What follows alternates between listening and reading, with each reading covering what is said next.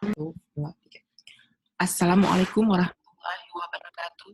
Alhamdulillah kita telah dapat berkumpul untuk mengikuti kuliah infeksi saluran kemih. Infeksi saluran kemih dapat mengenai segala usia, terutama wanita. Dapat berupa sistitis akut, sistitis kronis, uretritis, dan infeksi lainnya. Dapat mengenai pada wanita, hampir 50% wanita pernah terinfeksi saluran kemih. Infeksi saluran kemih dapat mengenai ginjal, ureter, kandung kemih, dan uretra. Ada istilah ISK rekuren, yaitu ISK yang berulang atau reinfeksi oleh mikroorganisme yang berkelainan dengan interval lebih dari 6 minggu.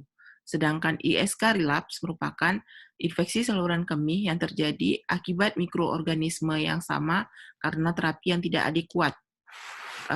Menurut Infectious Disease Society of America, ada istilah ISK non complicata, pyelonefritis non complicata, ISK complicata, bakteria asimptomatik, dan ISK rekuren.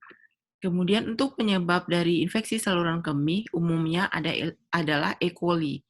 Penyebab infeksi saluran kemih yang lain adalah Staphylococcus, Pseudomonas, Klebsiella, Acinetobacter, dan Enterobacter.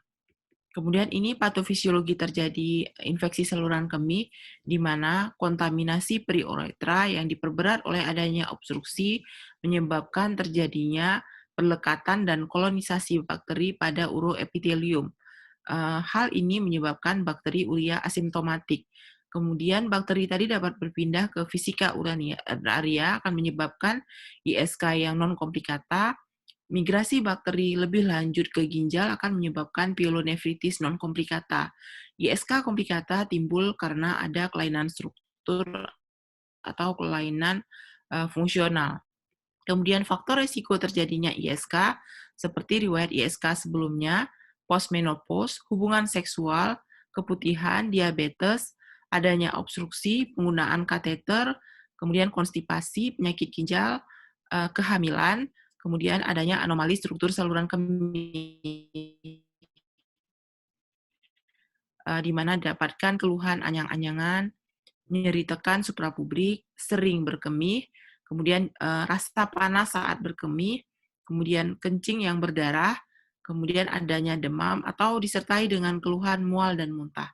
Dari pemeriksaan fisik kita bisa mendapatkan pasien dengan demam, takikardi, kemudian dari pemeriksaan fisik abdomen bisa didapatkan nyeri tekan suprapubik.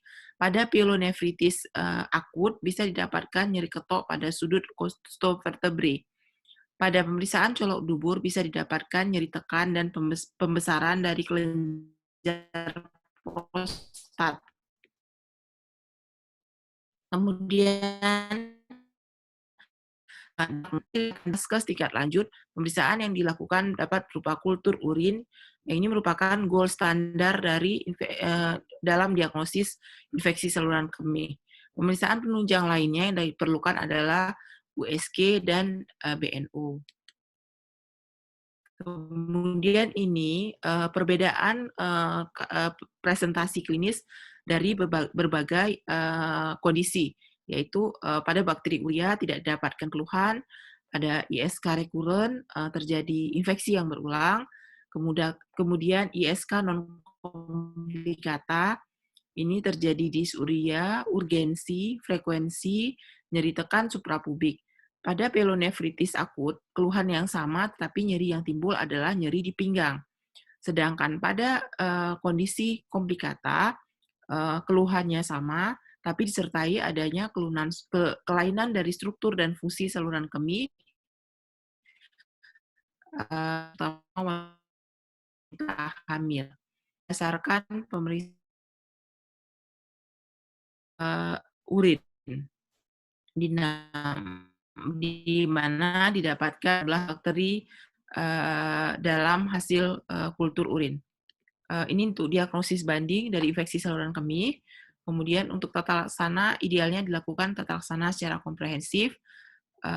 Pada kondisi-kondisi tertentu dapat dirawat oleh dokter umum, di mana pada kondisi stabil, dapat diberikan antibiotik selama 10-14 hari. Rujukan dilakukan apabila pada kondisi kegawatan di mana didapatkan impotensia urin, kencing yang mulai sedikit, atau bahkan anuria, asupan oral yang tidak adekuat, sehingga pasien juga menyebabkan dehidrasi, sepsis, kemudian bayi usia 3 bulan, kemudian wanita hamil, infeksi saluran kemih rekuren, atau didapatkan kelainan dari struktur.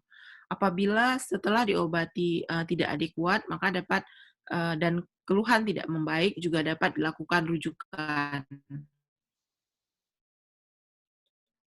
Ini merupakan pilihan antibiotik pada diberikan secara oral. Pada anak-anak pilihannya adalah cefalosporin generasi ketiga, seperti cefixim, amoxicillin, trimethoprim, sulfamethoxazole.